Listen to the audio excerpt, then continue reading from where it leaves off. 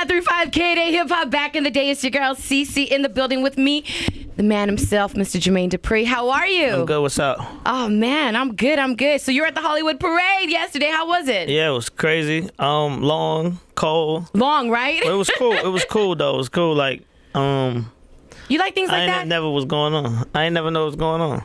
It was cool just to see like all the people that was outside as we got further down Hollywood. Doesn't it trip you out like how those people come out and they're so excited for that moment? Yeah. Then we hit Sunset and it was like this family. They brought their whole furniture. They brought all their furniture outside. What do you mean? They brought like their couch? Yeah, they had their couch outside. Oh, I've seen that done at a drive-in movie theater one time. Yeah. Oh, really? Yeah. I never saw people like bring their couch outside for parade, but it was cool. They must have been Latino.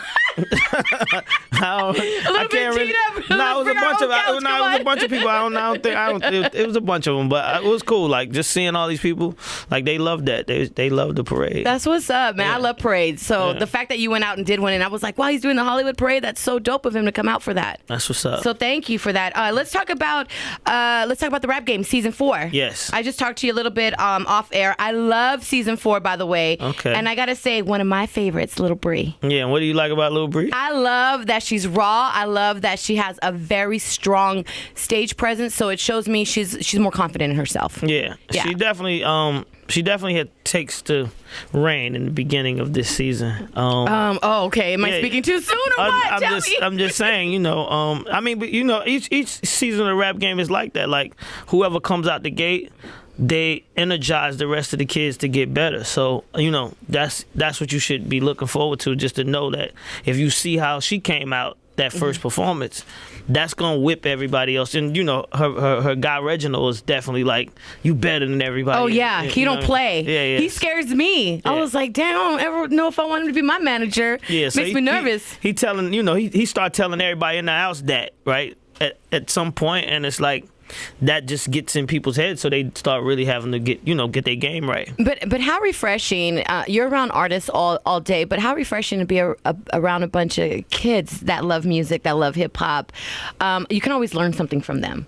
Yeah, I mean, it's funny because I don't really know no other way. I mean, that's how I was. I don't really know. Like, I grew up in that era where that's when I started listening to music, and that's why I was paying attention to music, and I never was like separated from this age group. You know what I'm saying? Like, it was either me, and then it was Crisscross, and then it was Bow Wow, and then it's now these kids. So it's never been like a time when I was like, oh, like I'm listening. See, then maybe I look at it different because we're around adults all day. Yeah, that's what I'm saying. It's different. So I mean, and I've been around adults too, but I'm just saying it's really a reflection. This show is really like a mirrored look of my life. Like, I was 12 doing the same thing that they was doing, trying to be an artist and rapping and going to do shows and this, that, and third. So it's the same thing. Is it kind of hard, though, to be a little bit more cutthroat with them because they are children? Because, I think there is a nurturing side of us that's like, oh, I want to help them, I want to coach them, but you have to still be business with them. Yeah, I mean, I don't see it like that. I mean, I look at it like, this is something they want to do. The parents didn't even ask.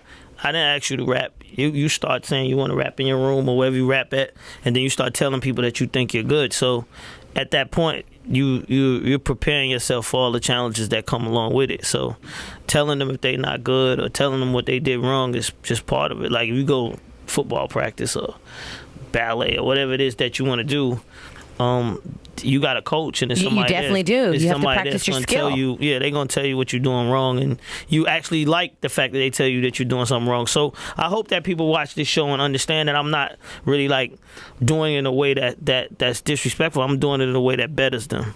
No, I don't see that at all. Sometimes, I be seeing the comments, people be wilding, like, you know what I mean? Like, I think some people are like, oh, they're kids, but you're like, hold up, it's still a business. Yeah, like, and you have to prepare them for that. Yeah, the comments was talking about Jen. You see Jen over there? Yes. Well, okay, so I saw that episode with Ricky Biddy. Yeah. Yeah, and let me tell you, okay, now watching it from a viewer standpoint, we probably have a different view, but I saw her and her dad prepping, and they really wanted to show you what they were doing, so I understood that. But then when she got on stage, her delivery was just so wrong, and I think it had to do with her being a little nervous. Yeah. This is just me looking on the outside. I'm just watching from my television in my living room. Yeah. And I was like, oh, it was a train wreck. I couldn't look away from it, but I was like, oh my God. Because if I was you, I would have been a little heated, let me just tell you. I would have been like, listen, little girl. But then watching, I'm like, okay, how do they know? Like, she was in her room the night before, and her dad was like, let's show her that you were paying attention. I just think they did it the wrong way. I think they was trying to diss. Like, Really? Yeah, See- because it's rap. You know what I mean? It's hip hop, and these young kids, they super influenced by what's going on with the adults. So if they see adults going back and forth, or these rappers going back and forth, they think that that's the way, right? Right. So they think they supposed to do the same thing. So they just I think once Brat addressed it, they felt wrong. They felt bad about it. But before that, I'm knowing that they was basically trying to. I was throw a waiting shot. for Brett because I seen her face and I was like, Yeah, they was it's about to go down. They was trying to throw a shot, before that. Right. Yeah. No, but see, when I seen it, I was just like, oh, it looked like that. But maybe I just have a soft spot for the kids. But I'm telling you right now, my favorite right now has to be Little Bree. I think she's probably going to take it. That's what's up. Let's talk about it. Fridays, 10 p.m., Yeah. season 4. Make sure you guys go ahead and check it out. Yes. And let's also talk about, I do want to touch base on the West Coast G-Funk era. There's a lot of controversy going around, but you have a lot to do with it, don't you? The controversy. What controversy? Because a lot of people think, G-Funk, Nate Dogg, Warren G, they don't necessarily think of Jermaine Dupri when they think of G-Funk. Yeah, I don't mind that, actually. You know what I mean? I think that they actually made their whole career based out of that. I didn't make my whole career based out of that. No, you didn't. So I don't really take credit for that whole sound. But I mean, it's a beautiful sound, though, isn't Crisscross it? had that sound before Nate Dogg and Warren G even came out, though. You know what I mean? Jump had the worm in it before these guys was even heard. So I mean, at some point, I could get credit for it because I started with that, right? And that came out in like '92. So I was doing that before Warren G and but then Warren G and them came out. I was loving what they did, so I just it's all love either I just way. kept doing what I was doing with the Brat album. But after that, my album didn't sound like that. So there's a lot. It's just I didn't stick with it, and that's how hip hop. That's what hip hop is. If you really push something, then people give you the credit for it. But I switch my sound so many times. Every time I do a different artist, I switch my sound, so people don't really know what the label Jermaine Dupri. Where do you get your inspiration for all these different sounds? Just the fact that I never wanted to be pigeonholed to one. I was like, I don't want to be stuck in this. And then I get tired really quick of things, so it's like I'm over that. I don't want to do that sound right now. I'm going to do something else. Well, listen, the rap game is very successful. A lot of people are talking about it. Escape just stopped by. Yeah. So that was dope. I'm excited for the Escape tour.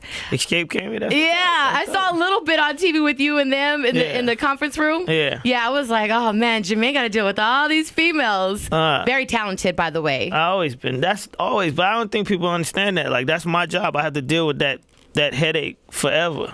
I've been dealing with, I mean, that's not just them. I'm saying all the artists. It's like that with anybody. Everybody got, somebody don't agree with what I want to say. So we go back and forth all day long. Absolutely, absolutely. Yeah.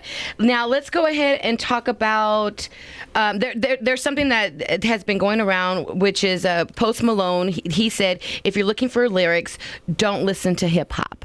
Yeah. How do you feel about that? I tweeted that message to ask my people that follow me what they thought he was actually saying, and a lot of people agree with it. They feel like that hip hop of today doesn't have a message, and it's more or less about people on my Twitter said the people of today that make the music is more about drugs and people being in bad places in their life. It's true. Being down on yourself, and that's what it is. It's nothing really uplifting and nothing. It's just dark music. So if you're saying that's true, that's what he meant. No, I mean, I feel like I hear a lot of that. I agree. I hear a lot of the new music when it's all about, sexual, or it's all about the drugs. And I mean, I get it. Don't get me wrong. I come from that lifestyle too, but you don't have to dwell on it. Sometimes you have to uplift. Yeah. You know what I'm saying? I feel like we have a responsibility. That's just me personally, though. I don't know that. You know what I mean? I think hip hop right now is just it's not in a teaching stage. So these kids don't really. A lot of kids that's coming out, they don't know what they supposed to do. So they just follow what they already hearing. That's why you're getting so much of it. I think the internet has a lot to do with it it too. Nah, it's just the teaching. Like it's nothing. Like that's why I need an Emmy for the rap game. You know what I mean? Like that's why they gonna give me an Emmy for the rap game, because there's no other shows out here that's teaching people about hip hop. Like when I was growing up, they had when I discovered Crisscross, they had Yo MTV Raps. They had a whole bunch of little shows that was trying to come out that was like teachers or indications of what you're supposed to be doing, or like showing you what's going on in different places. Do you remember Teen Summit? Yeah. It's a bunch of shows, right? It's not one show on TV right now. It's like, and music is at the highest point that it's ever been. The record companies are making more money than they ever made, but it's no TV or nothing on TV that's giving these kids information about the culture. They just freestyling, doing whatever they want to do. We was taught differently, and I think that's the problem. So with that being said, people need to pay attention to the rap game. They sure do. Friday, 10 p.m. Come on. Yeah. And we're going to talk about that Emmy into existence. Yeah, we got to get that.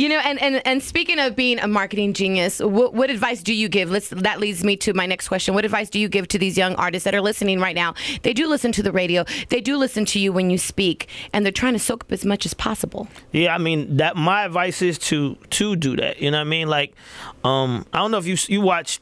We showed like a sneak preview of this week's episode on last week's episode, and I had Dougie Fresh on the show, and none of these kids knew who Dougie Fresh is. Like, I mean, I guess that's cool, but then at the same time, it's not cool. It's not cool. You know what I mean? Yeah. Like, if you want to rap, you should know who.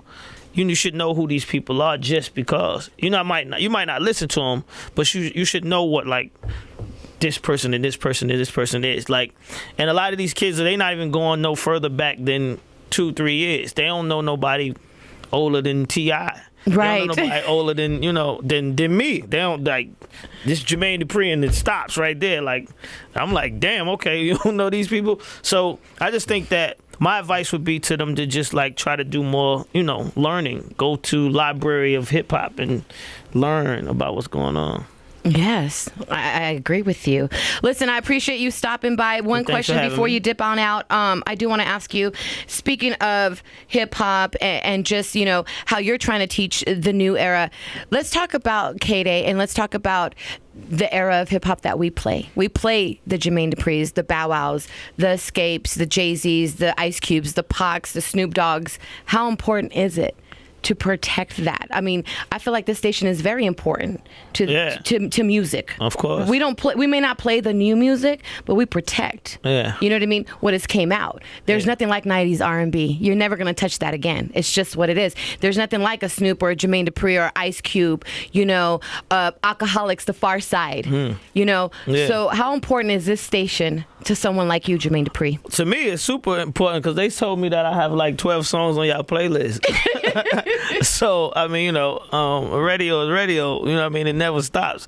But it's just, I mean, just to be able to just have people that continue to keep caring about music, period. And it's not something that people throw away. That's always important. But this station, like I said, I've been coming to LA for a long time. This station was here when I first started coming here. Then it disappeared. Now it's back.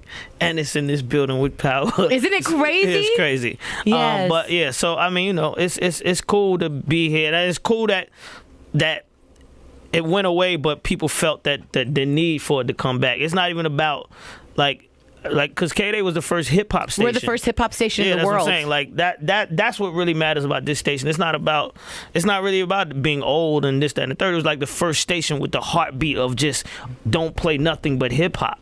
You know what I mean? Like, no other stations in the nation was doing that besides KDAY. Absolutely. Thank you so much for stopping by. We appreciate you. And of course, I cannot wait when you receive your Emmy. All right. I'm coming back up here. That's right.